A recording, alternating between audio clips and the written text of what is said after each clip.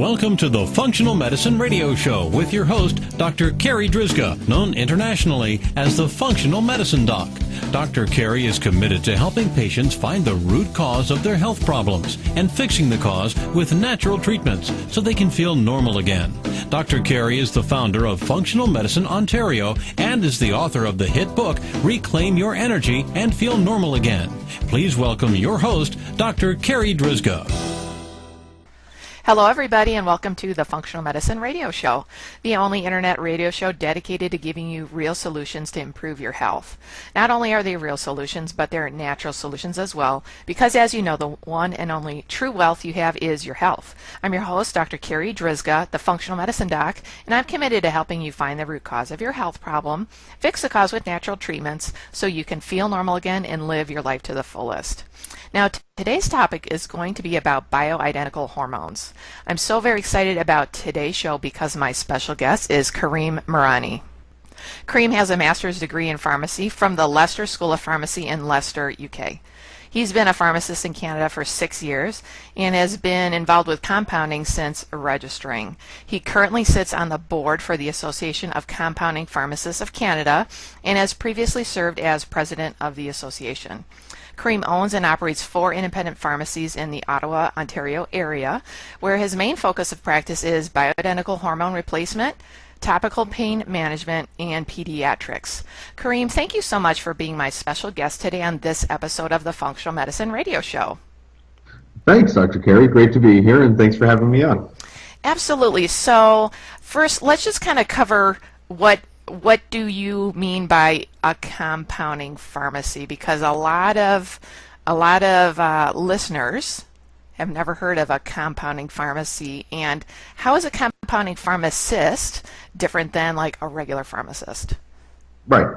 So a compounding pharmacy is just like any other pharmacy, but we specialize in custom tailoring of your medications or other medications. And specifically measured to meet specific needs. Now, in that comes dosage, different dosage formulations, or novel treatment options. But the compounding pharmacist and the pharmacy itself needs to have specialized training, specialized equipment, and dedicated space in order to perform these functions. So as some examples, like maybe you have a patient that needs to take a specific medication, but they can't swallow pills. Right. So in that case, which we do see fairly often, especially with the pediatrics, we would be able to look at the dose, reformulate it in such a way that the patient can take it or tolerate it, whether that be changing it into a liquid or suspension, into oral disintegrating tablets, and sometimes even topical formulations are best served for the patient. And in the area of bioidentical hormones, compounding becomes really more important. Absolutely, yes. With compounded bioidentical formulations, we're using as the word suggests, bioidentical hormones, which are sourced from natural sources like yam or soy, as opposed to synthetic hormones. And then furthermore, we're also looking at administering the medication or delivering the medication through topical means rather than purely by oral. And so one of the questions that I commonly get from patients on this subject is, how are bioidentical hormones different from synthetic hormones? Are they really different? So the synthetic hormones differ from bioidentical hormones in that your body is not able to recognize them as such, as bioidentical. So with a bioidentical hormone, your body is able to process, recognize, and utilize the hormones much more efficiently without any potential complication. With the synthetic hormones, they don't have the same affinity for your body, So there's some variance there, and it comes with some additional risk. Yeah, and it's my understanding too that the synthetic hormones stimulate DNA receptors differently than a bioidentical hormone would, because a bioidentical hormone is identical to what your body would make. Right, that's exactly right. So when we speak about the affinity for it, the way that the medication is metabolized, the synthetic ones are metabolized by your body, are different, and your body isn't able to directly match that as if it were a bioidentical, which matches your body's chemistry almost exactly. And so I think part of the confusion that people are under when it comes to bioidentical hormones is purely when it comes to semantics. When they're reading articles on the internet, when they're hearing about hormone replacement therapy, a blurb that pops up on the 5 o'clock news and the dangers of it, and we'll go into some of these in detail a little bit later, but I think a lot of it is purely semantics, because a lot of times I'm seeing that they're not making a clear distinction when they're talking about hormones, if they're talking about synthetic estrogen or bioidentical estrogen, or synthetic progesterone, which is actually progestin, or bioidentical progesterone. Do you see the same thing? I see exactly the same thing. I mean, the articles that pop up in the news and on the internet, as you said, often don't give the whole story. So I always urge people when they come in, and if they're interested and they want to speak about it or learn about it, to come in and have that conversation, and then ensure that they speak to their physician, in maybe a physician who specializes in this field as well, who has a little bit more expertise in it, and you get the full picture. So there's that confusion, and then when we go back to the big surgeon research that happened in was that the 80s, that the World Health Organization came out with the hormone initiative, and they just stopped. Their recommendation was stop prescribing Premarin and Provera, which are the synthetic estrogens and synthetic progesterone. Right. That was. It's been quite some time since that's come out. But even still, since then, there's been new research done as well, which kind of leads us down a different path, but doesn't preclude anybody from taking the medication. I mean, like I said, it's a matter of speaking to your physician, getting the full picture, and determining whether or not a specific medication, in this case hormone replacement, is going to be of value for the patient, and if the benefits outweigh the risk. And I guess too that the bioidentical hormones that we use today are not at all similar to the hormones that were used in the 80s. No, by all means, they are very different. And so that's where the next the next most common question that I get from patients is, are these hormones safe? And what does the research actually show on this? As with all medications, there are some potential for risk. But generally speaking, yes, hormone replacement therapy is safe. Now, that being said, it is important that conversations are made with your physician and your pharmacist, and that lab work is done, whether that be blood or saliva testing, to ensure that the dosages are correct, that the target in terms of your hormone levels are being met, and that they're being sustained. So there's some necessary work that needs to be done to ensure the safety of it, as with all medications. So the bottom line, the big bottom line that I see is, as long as it's prescribed appropriately, yes, starting at low doses, slowly tapering up to the dose that the patient that individual patient needs. Absolutely. That it's actually very safe. It can be, yes. And I mean, our mantra is always start low and go slow. So you don't want to dive in at high doses and see where it takes you. You want to start with a very measured approach and let the blood work or saliva testing, whichever is being done, to determine the next step. Okay, so let's kind of shift gears and talk about what are the potential benefits of using bioidentical hormones. I'm getting a little bit tongue-tied here. And, a bit of a mouthful. And are bioidentical hormones only for menopausal women? So some of the benefits that we do, that we're using bioidentical hormone replacement for, it can be used for menopausal and perimenopausal symptoms like hot flashes or night sweats, fatigue, irritability, mood swings, etc. We can also use it for other conditions like osteoporosis. We can use it for premenopausal women with irregular menstrual cycles.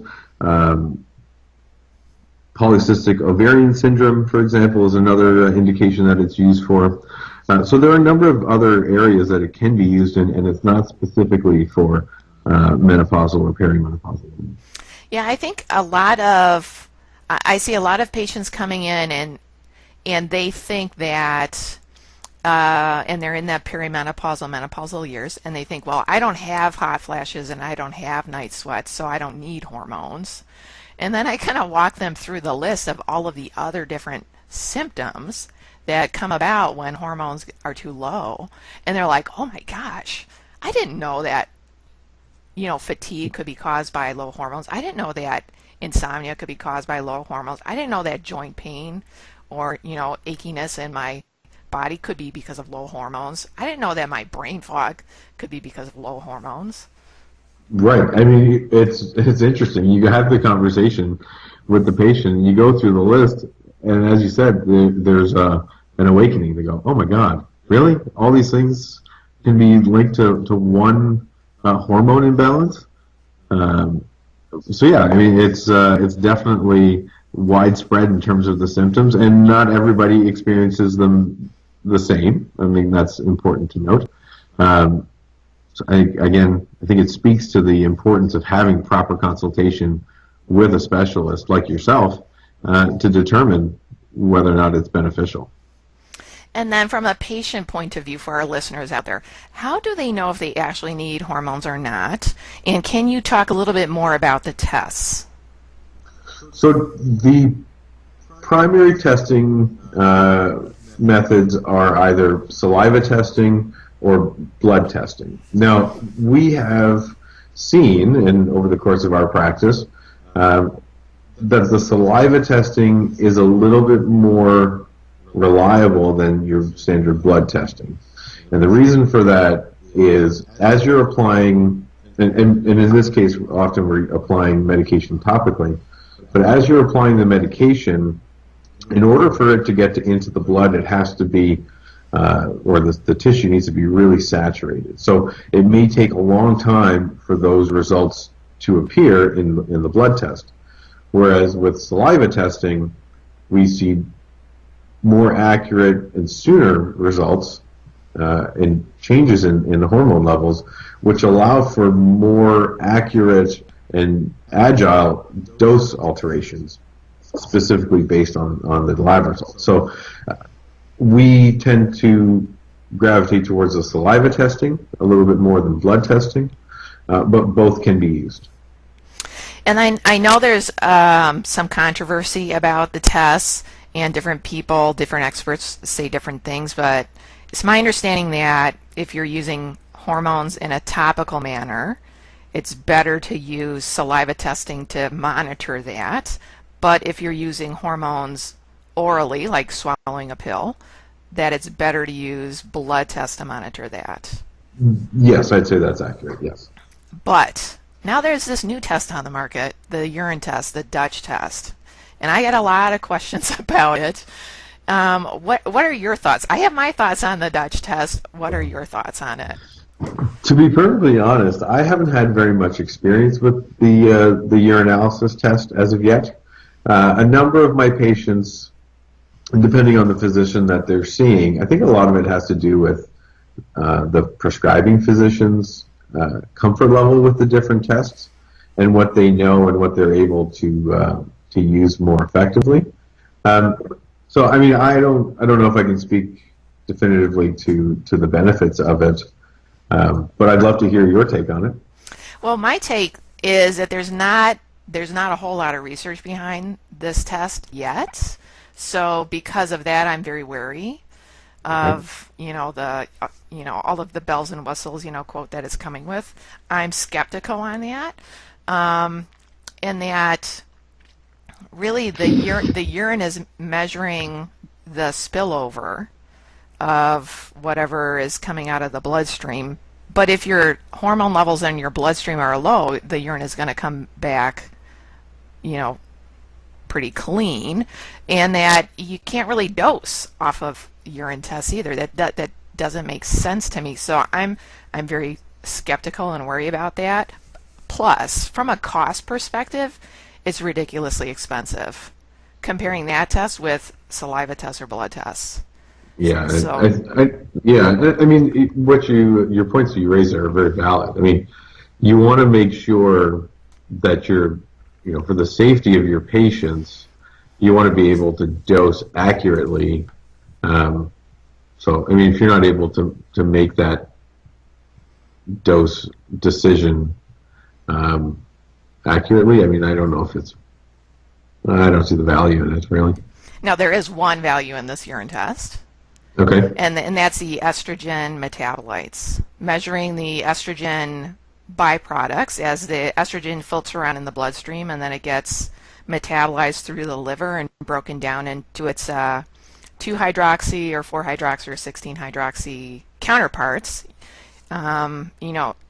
You probably already know this, but some of those counterparts are more harmful than others, and we want to see the ratios between them, and if we need to help your liver metabolize those estrogens into less harmful byproducts. Right. I mean, I guess if you're going to use it in combination with your saliva testing, then I think there's maybe a better place for it there. Yeah. Okay, so let's kind of switch gears and talk about, I already know the answer to this question, but do I need a prescription for bioidentical hormones? And what about just buying them? What about buying hormones or progesterone, DHEA, pregnenolone off the internet? The answer to the first question is yes, absolutely. You definitely need a prescription for bioidentical hormone replacements. For the second part of your question, purchasing hormones online or any of the other substances, I would advise no. I think it's always a good idea to get your medications, whether it be compounded or not, from trusted sources like your community pharmacy, where the chemicals used are vetted and you know exactly what you're getting. I highly agree. So next question I commonly get are, what about the ingredients of the compounded bioidentical hormones?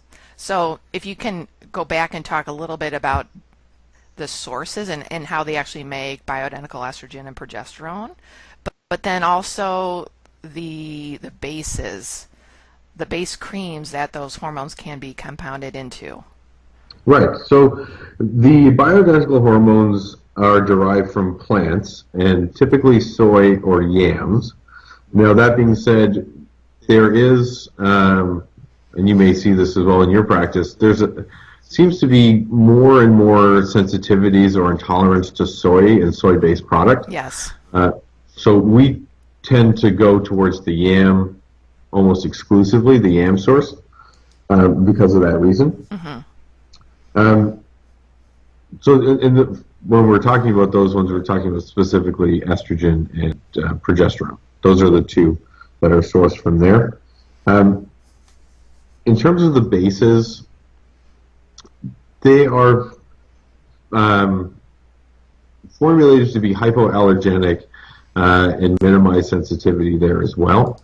So we're able to, avoid certain chemicals that may cause sensitivity or other issues, but they're also formulated to help drive the medication through the skin. So it's not enough. You couldn't use your standard body lotion to administer the medication. It has to be in a proper base, which is going to deliver the medication to where it needs to be in order for the benefits to be felt. And so since mainly what we're talking about today is using bioidentical hormonal cream, so estrogen cream, progesterone cream, transdermally, topically on the skin, the next question would be, how do I apply this, or where do I apply it? So depending on the hormone, so for example, progesterone we would apply typically to the area under the arm, or sometimes even between on the inner thigh, in an area that's got a higher amount or higher concentration of fatty tissue. And we need that in order for the medication to be absorbed into the adipose tissue or fatty tissue, and then subsequently slowly delivered into the bloodstream.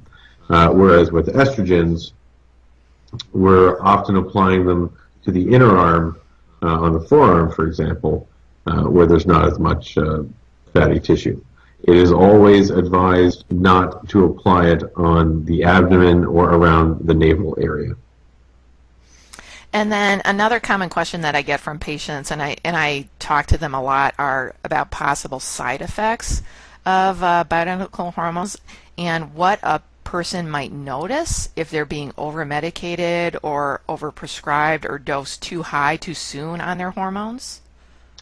Right, and it's a conversation that I have with a number of my patients as well, and it's a good indicator. Side effects are a good indicator, like you said, to determine whether or not the doses are appropriate. With progesterone, for example, high doses typically cause some drowsiness or some fatigue, and that's often the first sign that maybe the dose is a little bit too high, and we can kind of dial that back a little bit.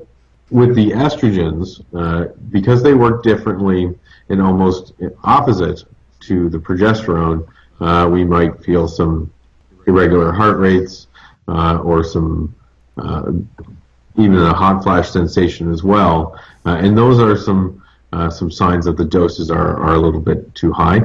That being said, when we do use the low and slow approach, we're able to mitigate some of those side effects. I think in many ways for the way that I prescribe, I start at ultra low doses. I'm highly conservative because I want to just do it as safe as I can with prescribing hormones with my patients. And I always have a conversation about them, and I outline, I'm like, here are the possible symptoms that I want you to be watching for if we dose you too fast or too high along the way. And then as well as I'm also looking back at their test results. So I'm repeating the testing to see, okay, where's their progesterone now? What symptoms are they having, to try and figure out this kind of this puzzle, because it's not an easy thing to figure out the right dose for the patient. No, I think your approach is absolutely perfect. I mean, the regular testing and monitoring, the conversations and consultations with the patient, aligning the two of those together definitely helps you figure out that puzzle, as you said. I mean, it is very complex, and there's lots of different systems involved. But a slow and steady approach with regular monitoring and regular consultation will definitely allow for greater benefits. And as we slowly titrate up the hormones as appropriate to the patient, it might take 6 months or 9 months or a year to finally figure out the right dose for that individual patient. Absolutely. The timeline, it's not, it's not a wonder drug, right? It's not you take one pill or one application and tomorrow you're perfect. It does take time and a certain amount of commitment from everybody involved, from the physician to the patient to the pharmacist, to make sure that the right approach is followed and we stay the course, with the ultimate goal of balance at the end. And then, what are some of the costs typically involved with bioidentical hormones, and are they covered by insurance? So the prescription costs can be covered by insurance, depending on your third-party payer. However, the cost of specific formulations vary. And they vary based on the concentration of the different hormones being used in those formulations, whether it be, estradiol or estriol with progesterone, and it also then varies from dosage form to dosage form. So creams or oral disintegrating tablets, for example. So they do vary. During a consultation with the pharmacy, the compounding pharmacy, you can kind of determine what the cost structure would be there. As far as the consultation fees, I think that you might be able to speak more on that. So the consultation fees, well, I know what my consultation fees are, but it depends on your provider. And I like to see patients at least at the beginning, once a month, to kind of monitor how are they feeling and decide, do we up the dose a little bit? I definitely want to retest at 3 months in, and we just kind of follow that method until we get onto the right dose for that patient. So of course there's a cost involved with that as well. Oh, for sure. And then can you tell us about your pharmacy, the IDA Compounding Pharmacy, and what your approach to bioidentical hormones is, and what makes you different from the other compounding pharmacies out there? Right. So we have 2 compounding pharmacies within our group. We offer one-on-one patient consultations with pharmacists who are specifically trained in this case, in bioidentical hormone replacement therapy. We invest in the right equipment, the right training, dedicated space, and all the different aspects of that to ensure that the formulation at the end is of the highest quality and consistency. So in terms of, what you get today is going to be the same in terms of quality as what you would get in a year from now. We also work hand in hand with your prescribing physicians and dedicate time to ensure that the proper consultation and the proper methods are followed to ensure that the patient outcome is what we've been looking for. And so, sorry. Well, and I was going to add in too, from the patient standpoint, they don't often see what goes on behind the scenes, and that there's a real team approach that the doctor and the patient and the compounding pharmacist, like, we're always talking to each other to figure out what's best for the patient. Absolutely. The collaborative approach is often the best approach. So, if it means reaching out to the physician and, verifying a dose or questioning a dose or answering a question, we're always open for that, and we pride ourselves on following up in that regard. And I know that your pharmacy has followed up with some of my patients, just kind of calling them up. How are you doing? You started on your progesterone. How are you doing so far? And they really appreciate that. So thank you. No, I appreciate that. Thank you very much. Like that's unexpected from their standpoint, and they do really appreciate that. It's our pleasure. Karim, there's a lot of information that we spoke about today. Is there anything that we missed that you think is important for our listeners to know?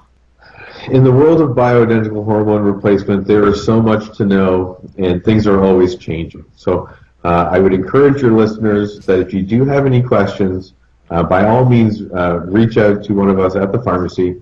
You can find us at www.idapharmacy.com with links there to the Stittsville location and to the Green Bank location for more information. So for the listeners out there, I'll make sure to put those links in the podcast notes so that you can easily find Karim if you have any questions. Yeah, I appreciate that. Karim, thank you so much for being my special guest today. This has been an awesome interview. Thank you very much. It was a wonderful pleasure for me to be on your show. All right, that wraps up this very special episode of the Functional Medicine Radio Show with Karim Merani. And I want to thank you, our listeners, for tuning in today. And I'd like to invite you back next time for another episode of the Functional Medicine Radio Show. As always, I'm your host, Dr. Carri Drzyzga, the Functional Medicine Doc. Have a great week, everyone. You've been listening to the Functional Medicine Radio Show with your host, Dr. Carri Drzyzga, known internationally as the Functional Medicine Doc. Dr. Carri is committed to helping patients find the root cause of their health problems and fixing the cause with natural treatments so they can feel normal again. Dr. Carri is the founder of Functional Medicine Ontario and is the author of the hit book, Reclaim Your Energy and Feel Normal Again. Please tell your friends about the Functional Medicine Radio Show, and we'll see you next week with more from Dr. Carri.